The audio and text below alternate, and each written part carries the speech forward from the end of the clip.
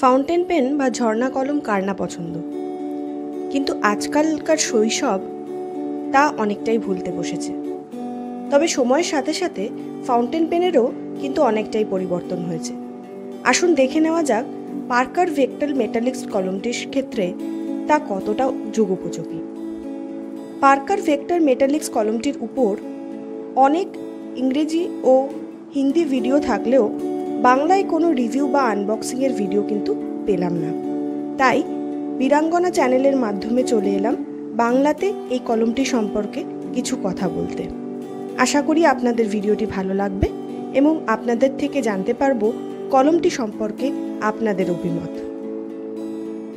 ভিডিওটি ভালো লাগলে লাইক, কমেন্ট, শেয়ারের মাধ্যমে জানাতে ভুলবেন না। আশা করি অদূর ভবিষ্যতে আরও কোনো ইন্টারেস্টিং প্রোডাক্টের ওপর রিভিউ ও আনবক্সিং আমরা তুলে ধরতে পারব। আসুন এবার জেনে নেওয়া যাক কলমটি সম্পর্কে। কলমটি সম্পর্কে সবচেয়ে উল্লেখযোগ্য বিষয়গুলি হলো metallic finish, metal grip, polycarbonate design. পেনের ঢাকনার বাইরের অংশটি ধাতব হলেও ভিতরের অংশটি কিন্তু প্লাস্টিকের, এবং সর্বোপরি কলমটি কিন্তু বেশ হালকা। প্রথম দিকে লিখতে গিয়ে আপনার পিছল মনে হতে পারে, কিন্তু কিছুদিন লেখার পর আর অসুবিধে হওয়ার কথা নয়। পেনটি সম্পর্কে গুগলে খুঁজলে অনেক আলাদা পেনের সাথে তুলনা পাবেন এর।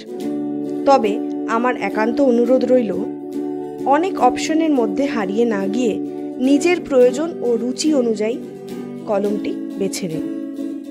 কারণ শিক্ষার শুরু থেকেই কলম কিন্তু আমাদের পছন্দ এবং অপছন্দের সাথে একাত্ম হয়ে যায়। অনেক সময় মানুষের রুচি পছন্দ বোঝা যায় এই পেনের মাধ্যমে। মুঠোফোনের যুগে পেনের ব্যবহার অনেক কমলেও কিছু ক্ষেত্রে আমরা কখনোই কলমকে ভুলতে পারি না।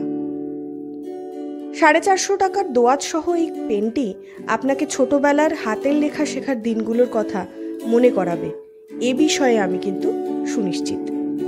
আসুন দেখে নিই এর কালি ভরার পদ্ধতিটি।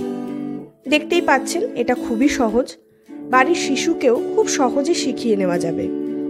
এই দোয়াতে যতটুকু কালি আছে তাতে পেনটিতে 4-5 বার রিফিলিং সম্ভব। এবার দেখে নেওয়া যাক এই কলমে লেখা কেমন হয়। বলাই বাহুল্য, এই পেনটিতে লেখার বিন্যাস কিন্তু অত্যন্ত মসৃণ ও সুন্দর।